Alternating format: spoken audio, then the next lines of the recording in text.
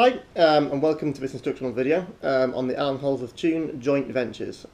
Joint Ventures is a great solo. It's been one of my favourites for a number of years. So I thought recently that I would cover it, take it apart, and show you guys some of the licks and lines and what's really going on in his thought process when he's playing that tune. So, probably best if you either have a listen to my cover a couple of times or the original before we go any further, because you need to get the form of the tune in your head to see what's going on with it. Okay, assuming you've done that now, it's really an A and a B section.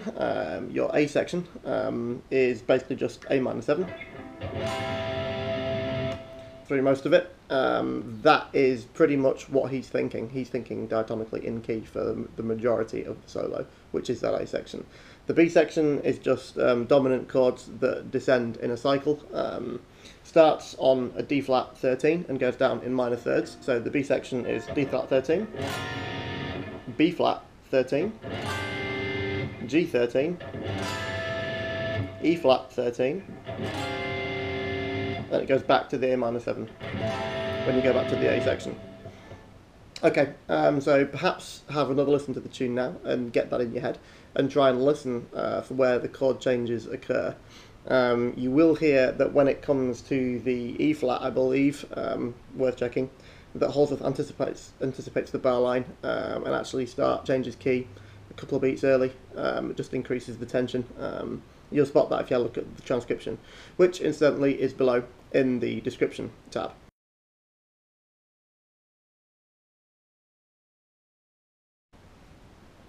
So, without too much further ado, let's get into the actual licks that he's playing. So, first of all, he's thinking over his A minor. He's thinking half whole as a great way to introduce a lot of tension during the initial part of the tune. And the first line in the half whole is...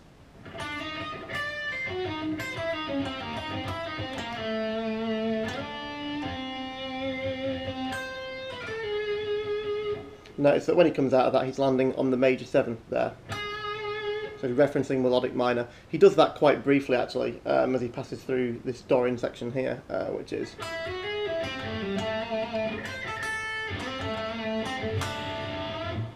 Next bit, it's just a sonic shape that he's moving up the fretboard. Don't worry about it from a theoretical perspective, just think of it as something that moves in and out of key, and that is...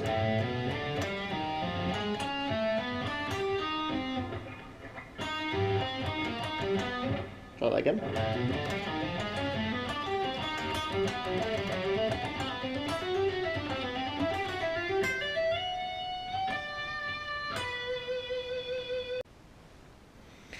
Which is pretty much in key. So the next thing he's thinking is a little bit of half whole again, which is...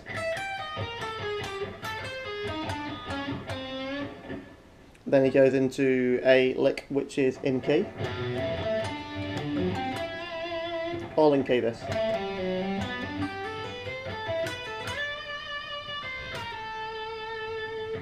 In key goes out a little bit to introduce some tension, then back in for the next section, which is...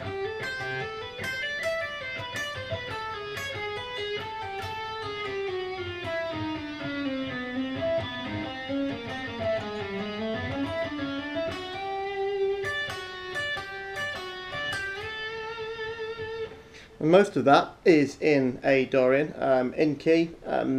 Really, the only bits that aren't is when he goes across there, just to increase a bit of tension, and when he does the very long chromatic line as well, which is...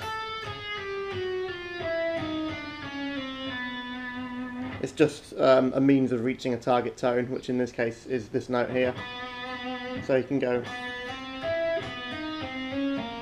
And then off he goes again. So, after that, just let me play it and catch up to where we are.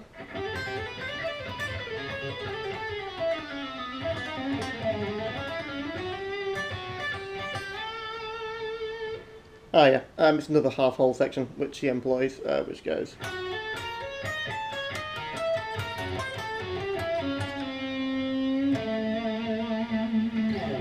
like that. Just another half whole idea, still over the A minor. Next bit is just like it's like a fourths pattern, which he's in key for. It's sonic shape, beg your pardon, where it goes out key then back in. So it's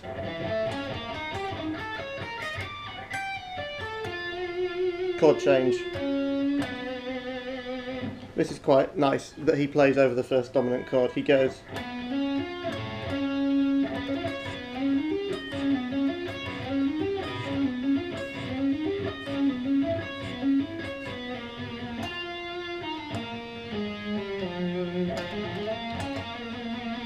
Now, with the slow bit there, that's actually changed to a second dominant chord, so the slow bit there is over the B flat 7, but that first bit that he plays very quickly, this, that's over the D flat 13.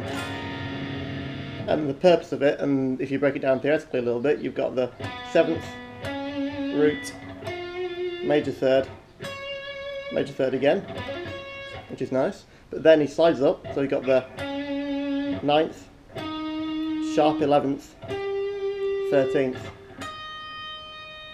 So do that again.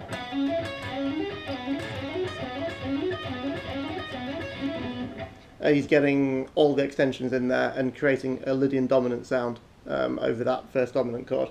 Okay, I've done the nice bit into the second dominant chord, where it's just playing in key.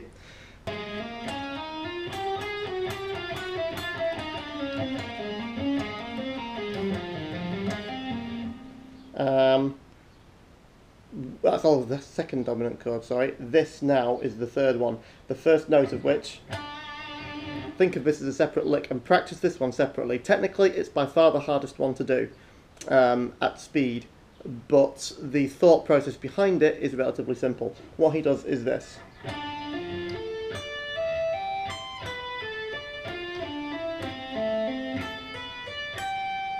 Okay.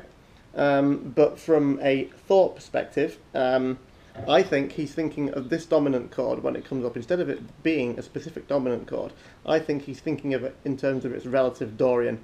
And if you're thinking of it as the relative Dorian, it becomes quite simple, really, because you're thinking of the root of the relative Dorian. So you're just thinking of the D there, which...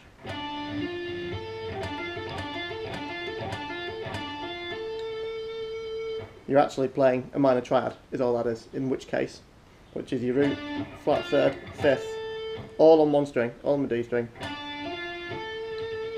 Next bit is, I will talk about notes, frets in this section only. 15, 17, 20, and then bars across to 20 there.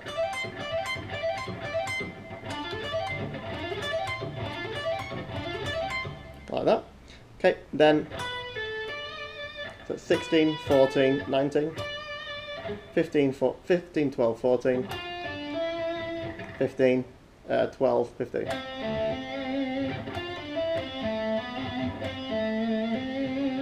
Okay, so it's put it all together. Like that.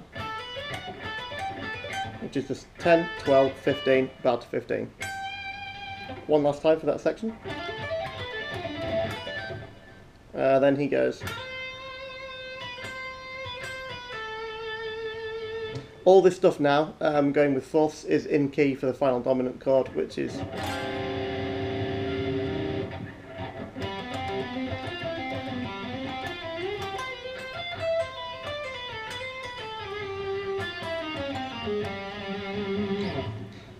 tell a lie, that was over the G7.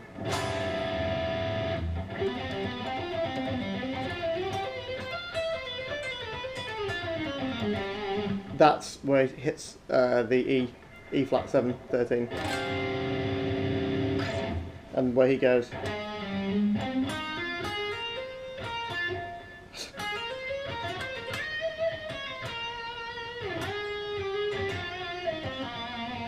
And you've got this shape here, which is lovely. I didn't think this was in key until I analysed it, and then it is, which is, it's minor thirds.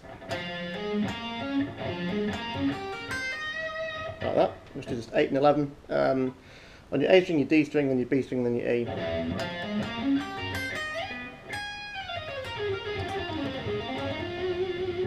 All in key. And then lastly, he goes to half hold to finish it off.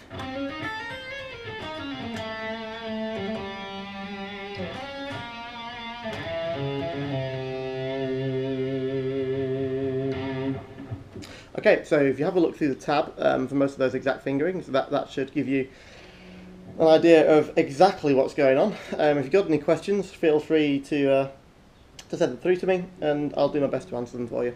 Alright, thank you.